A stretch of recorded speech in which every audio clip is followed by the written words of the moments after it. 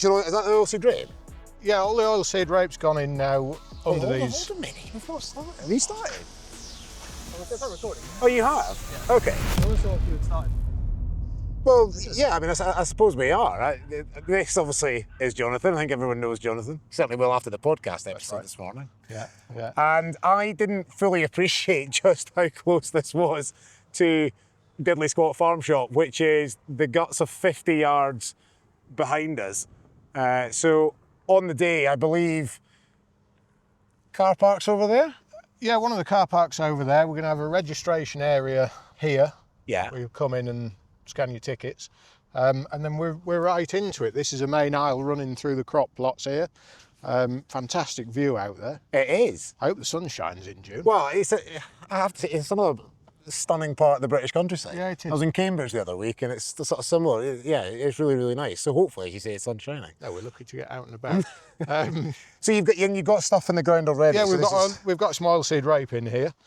Under insect nets again, a repeat of what we do every year now. You do that every year? Yeah, since losing the neonicotinoid seed treatment on the rape. Of course. You know, it's a line of defence we've got to keep the flea beetle at bay. Yeah.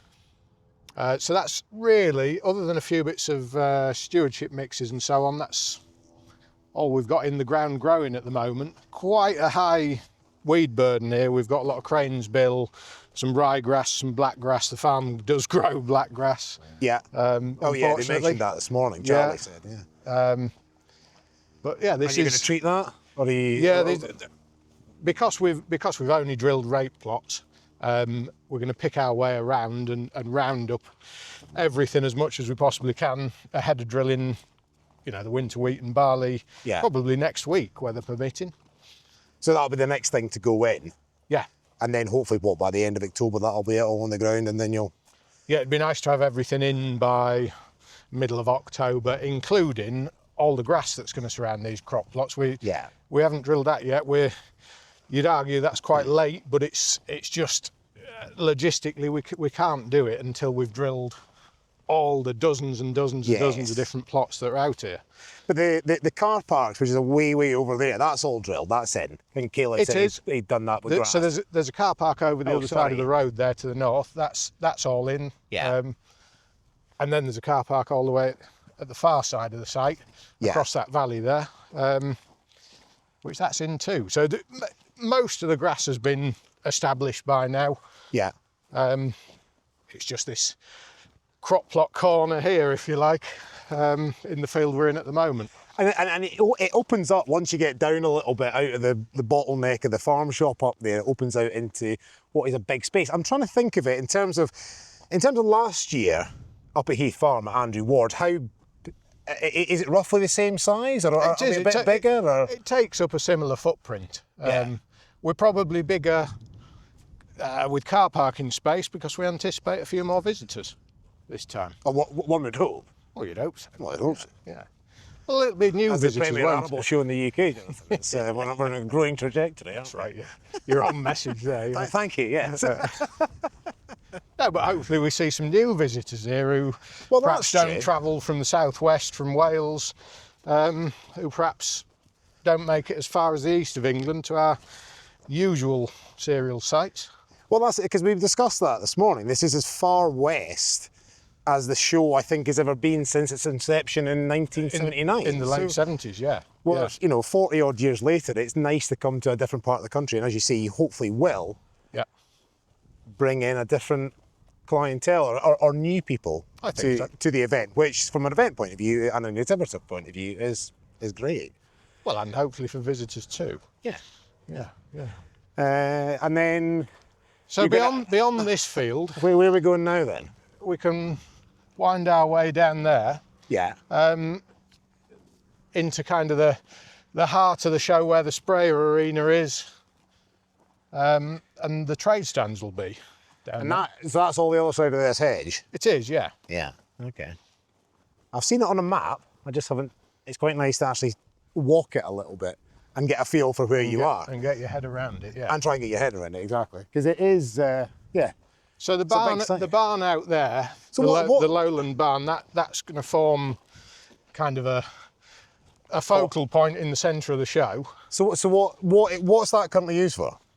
If anything? It did feature as a very short-lived restaurant in one of the series of the television programme. But no more? No more, no. Right, okay. No. So. And that's what's going to be over there then? So there'll be a kind of hub, if you like, with people who kind of do a lot of the work here anyway. Series Rural. Oh yeah. Caleb. There'll be a pop-up farm shop there. Gerald pop down, show face. Hawkstone bar. You might see Gerald. Oh, the Hawkstone bar, of course. Yeah. We need Gerald to look at some of these walls, I think. Need Gerald for traffic management. I think he's the man for the job of that. Well, that's true. Yeah, so we're just nice. Okay. crossing over from the crop plot area now over to, you know, where a lot of the trade stands will be. Machinery stands, spray arena. Nice. Yeah. Yeah, as it was last. It's been every time I've worked in it, you see the site like this, and it feels like a big, wide open. Well, it is just a big, wide open field, but then over the event itself, it fills up beautifully and turns into a real showpiece, which is nice. Yeah, I think it's got. So what's nice that? Sorry. The big brown area, Sandy, is a spray arena. Yes. There, and we've got a few additional crop plots around it. We've got Syngenta and Premium Crops here. We saw Nigel Padbury from Premium Crops earlier on. Yeah. His is one of these stands in here. So is that new? Because having crop plots by the spray arena. Previously it's been quite. They've been segmented. Last year we had Syngenta by the spray arena, and Syngenta are there as well. Yes, we did actually. But yeah, it depends on the site, and it depends on kind of the exhibitor's wishes at the time. Yeah. We've had it all in one block before. Good. Yeah. Exciting. Very exciting. You excited? It's got a different feel about it, hasn't it? It does. You've got your work cut out over the next 9 months. Yeah. As always. As always. As always, there's a lot of work goes in behind the scenes. But you've got a good team behind you, and Caleb and Kieran are heavily invested and involved as well, aren't they? They are, yeah. Yeah, we see a lot of them. Well, that's Kieran drilling over there, isn't it? It is. He's just working on one of the car parks over there. Is that what that is? Getting the last bit of grass in a car park to the kind of south of the site, yeah. Nice. Yeah. Good stuff. Well, I'm sure we'll come back here numerous times over the next few months. And I'm sure you will. Great to see the site in its infancy, and then we'll hopefully keep you updated with progress as to how the site and the crops are getting on over the next few months. Yeah, as things change. Top man. Thank you.